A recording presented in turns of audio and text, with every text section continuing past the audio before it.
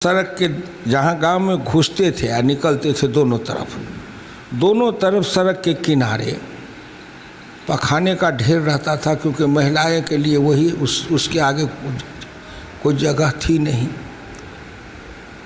तो इसी को उठा के डॉक्टर लोहिया ने उस समय संसद में कहा था कि मैं हिंदुस्तान के गाँवों में जाता हूँ, जब प्रवेश करता हूँ और निकलता हूँ तो दोनों तरफ पखाने के बीच से निकलता हूँ। औरतों के आँख में धुआं लगते रहते हैं, लाल हो जाते कि घर में खर्ची नहीं या बाहर ढकार। तो उस समय लोगों को केवल झूठ का एक नक्शा दिखाया जाता था, बाइस्कोप, और हर जात के अंदर कांग्रेस का पोसुआ नेता होता था, पोसुआ। तो पोसुआ नेता अपने अपने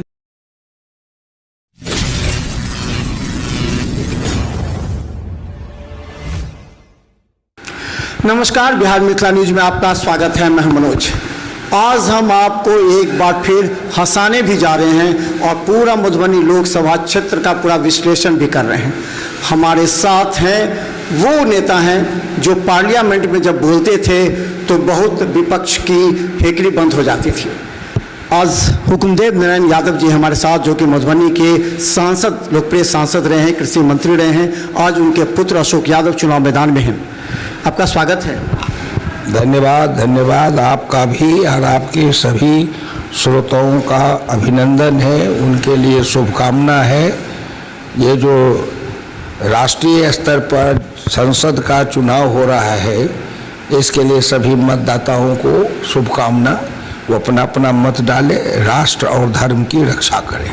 अच्छा हुकुमदेव जी, जब आप चुनाव लड़ते थे उस समय का मुद्दा और आज का मुद्दा, दोनों में काफ़ी अंतर लग रहा होगा आपको। देखिए, हम ग्राम पंचायत का चुनाव लड़े थे, ग्राम पंचायत प्रधान बने थे 1960 में।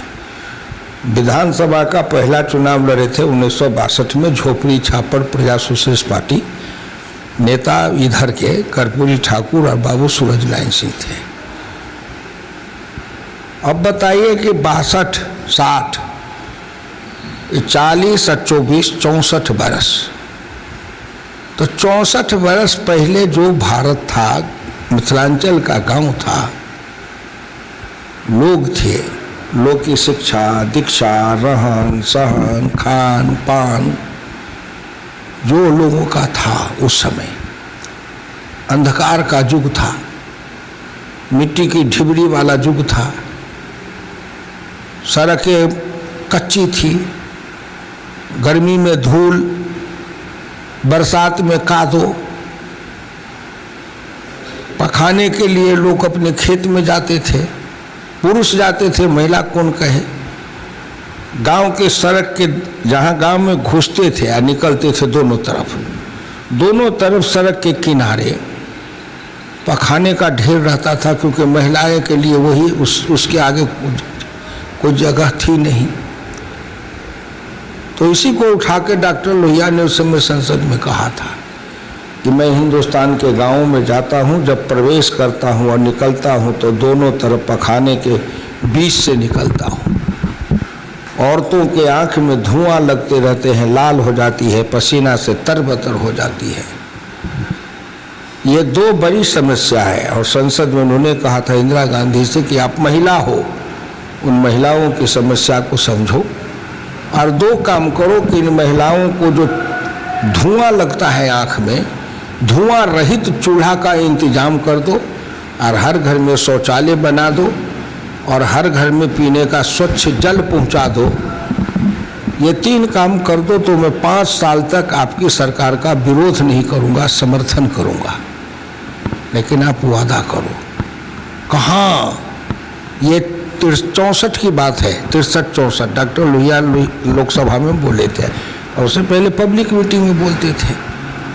और आज जब हम चलते हैं, आज चलते हैं तो उसी सड़कों पर ऐसी गाड़ी चलती है, आराम से लोग चलते हैं। उस समय पूरा नहीं हुआ जो लोहिया जी ने कहा था इंदिरा गांधी को, पूरा नहीं हुआ, इस पर सोच नहीं पाए। अब नरेंद्र मोदी की किए हैं, इतने दिन नहीं हुआ। नरेंद्र मोदी ने उज्ज्वला गैस से जो गैस का सिलेंडर दिया गरीबों को, जिनके आँख की आँख में लाली आती थी।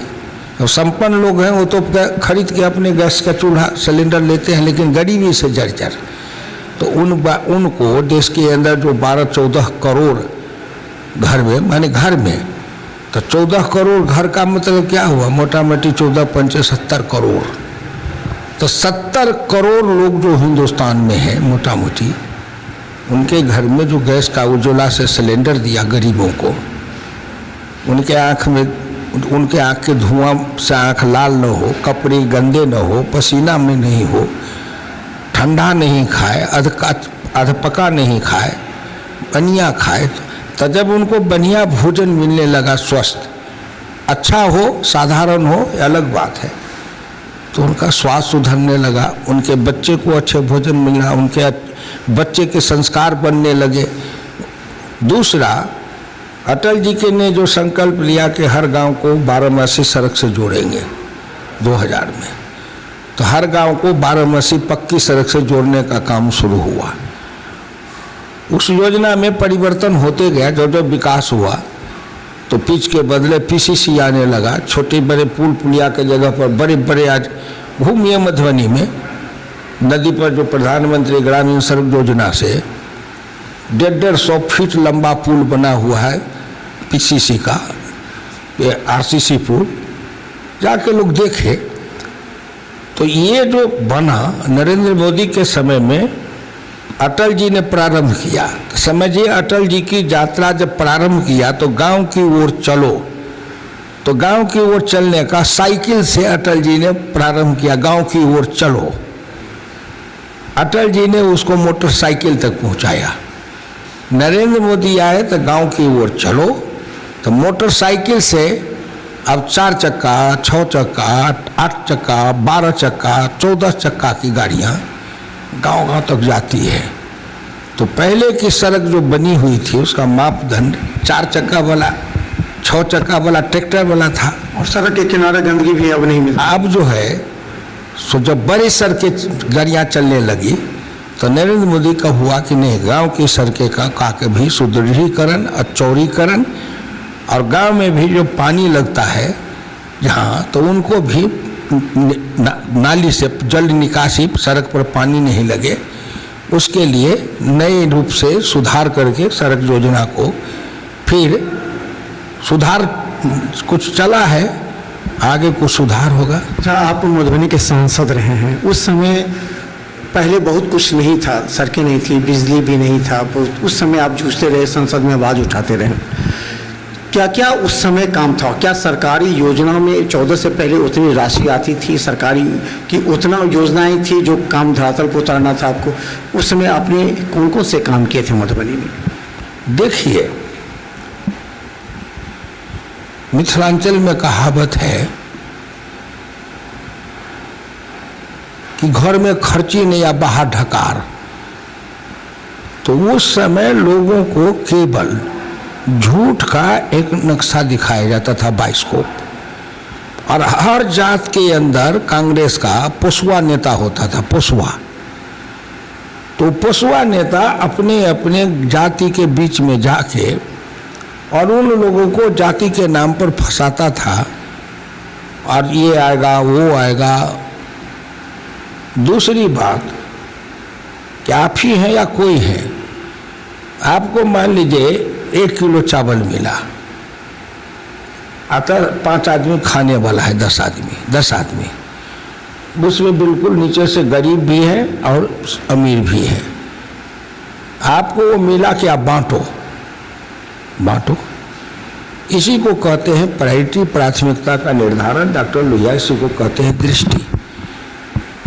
तो पहले समाज के अंदर जो संपन्न वर्ग के लोग थे, उन्हीं के बीच में, शंकर की जटा के बीच में गंगा उलझी हुई थी। जैसे शंकर जी ने तपस्या की, गंगा आई धरती पर, तो शंकर जी के जटा में उलझ गई। तो फिर प्रार्थना किया तो शंकर जी ने अपनी जटा को निचोड़ दिया, तो गंगा की धारा निकल गई। उसी तरह स्वयं राजीव गांधी ने कहा था कि हम भेजते हैं पैसा 1 रुपया, तो 85 पैसा रास्ते में चला जाता है, और 15 पैसा वहाँ तक जाता है, जिसके लिए 1 रुपया भेजते हैं तो वहाँ 15 पैसा जाता है, 85 पैसा रास्ते में बट जाता है। किसने कहा था? भारत के प्रधानमंत्री नेहरू वंश के अंतिम राजा राजीव गांधी। नरेंद्र मोदी ने क्या किया कि अगर हम 100 पैसा भेजेंगे तो 100 का 100 पैसा वहाँ उसको मिलना चाहिए जिसके नाम से भेजेंगे। रास्ते में कोई सीपेज नहीं होगा, कोई रिसाव नहीं होगा। और ये जो रिसाव को जितना बंद करते गए तो ये जो गांव का पैसा दिल्ली से चलता था 85 रुपया, वहाँ पहुँचा 15 पैसा। रास्ते में जो 85 पैसा खाया तो दिल्ली से ही खाना शुरू होता था। दिल्ली खाया, पटना खाया, मधुबनी खाया, ब्लॉक खाया, पंचायत खाया, तब वहाँ तक पहुँचा। तो नरेंद्र मोदी उस जो पाइपलाइन था जिसमें पानी आता था वहाँ से, यहाँ पर एक टोटी लगा दिया कि यहाँ 3 ड्रॉप गिरेगा, यहाँ 3 ड्रॉप गिरेगा, यहाँ 5 ड्रॉप गिरेगा। नरेंद्र मोदी उस सब सीपेज को बंद कर दिए